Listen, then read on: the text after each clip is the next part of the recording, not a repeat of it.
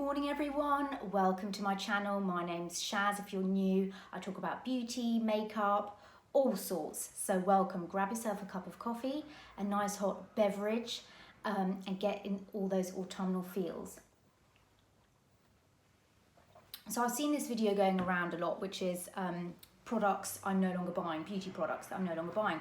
And I think it's really interesting, especially in the current climate that we're living in at the moment, this overconsumption of beauty products that we, well, if you're a YouTuber, that we used to amass.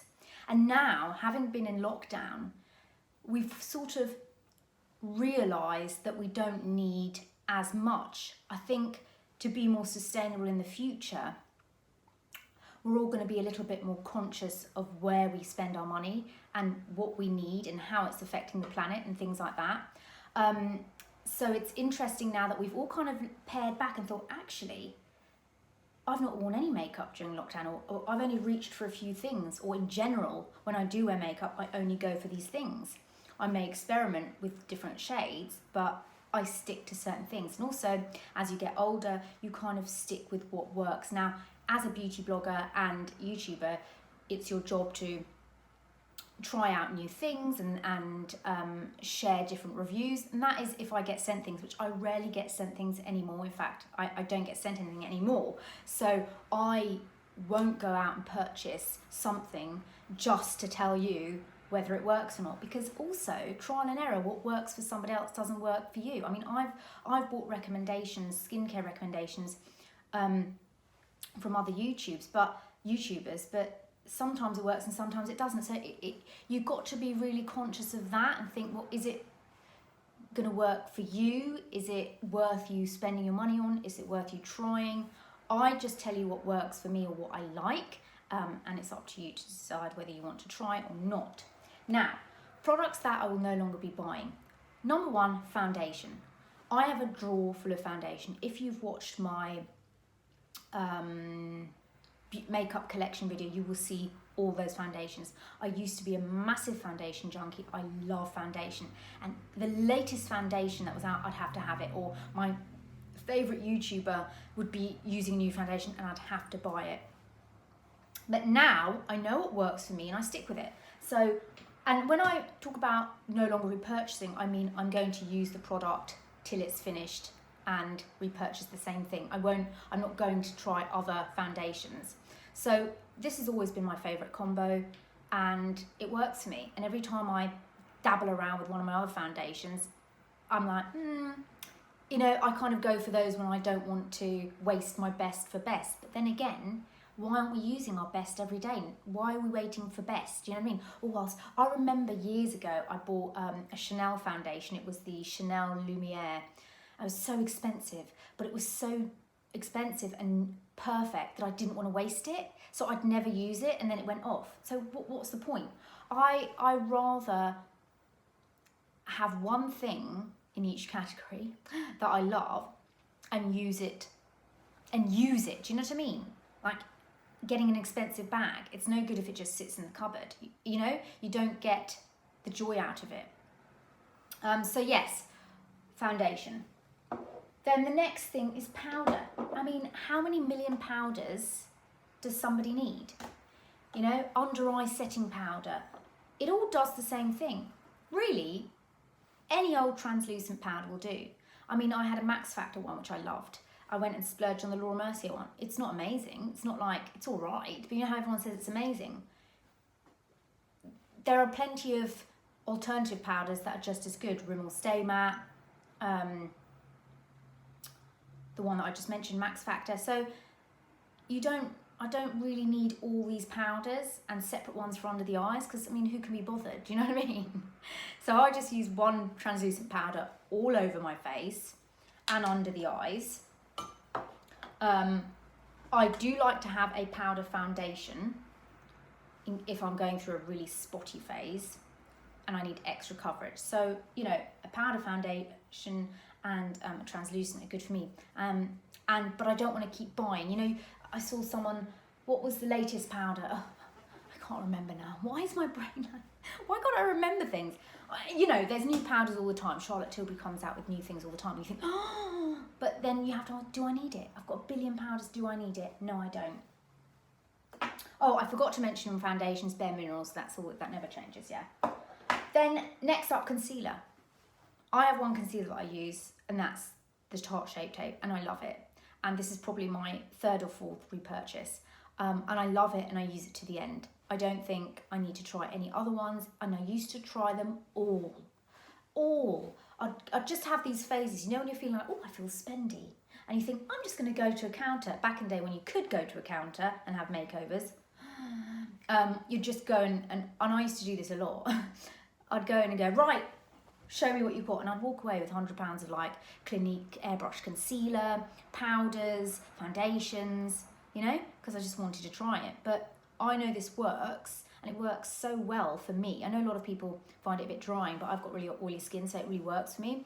That I don't really want to even entertain the fact of trying it. The minute a product doesn't work for me anymore, then that is when I'll consider trying a new version, you know? Then we've got, next up is highlighters. Like, how many, and these are accumulated over the years, by the way. I mean, MAC Soft and Gentle, it's really old school. How many highlighters do you need?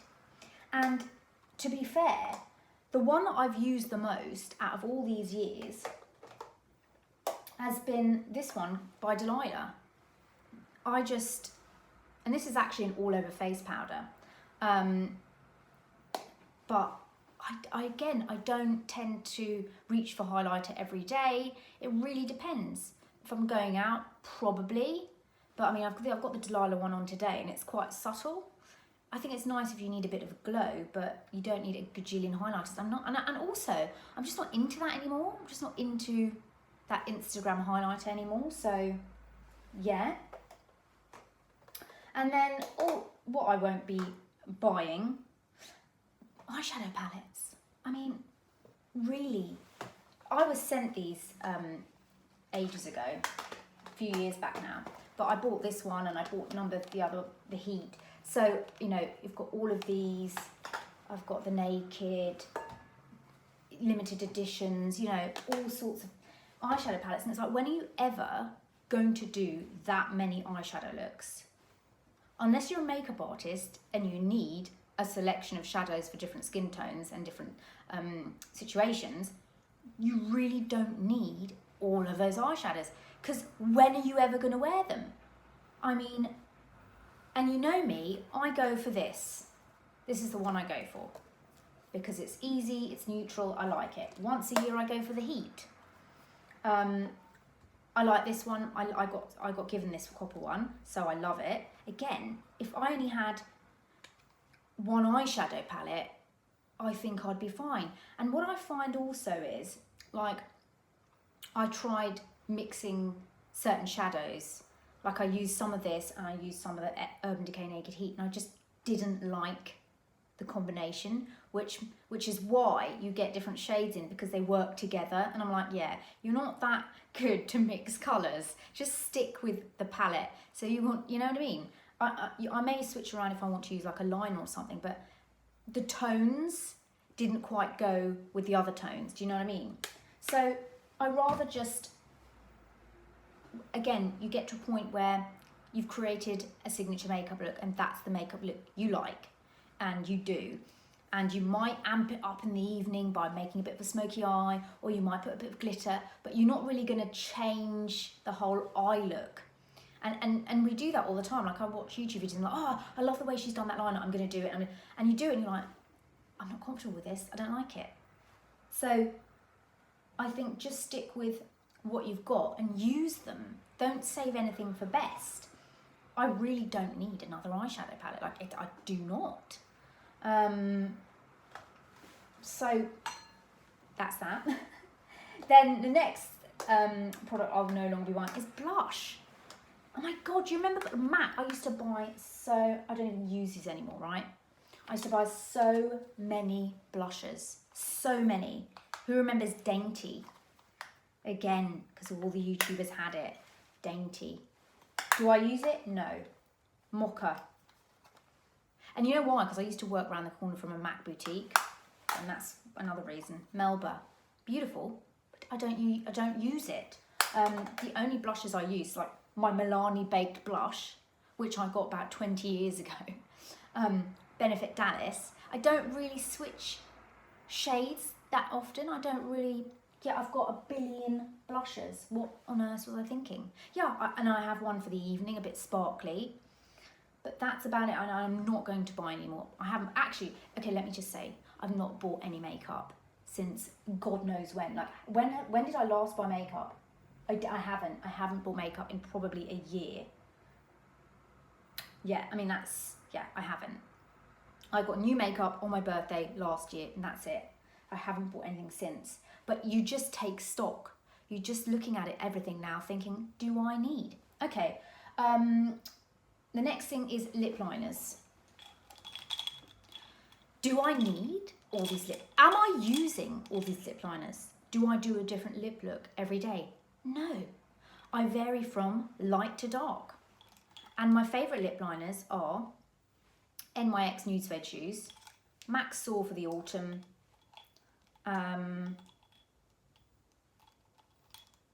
Boldly Bare for a nude, to be fair, that is it. And maybe Fig from Estee Lauder. But these are all nudes.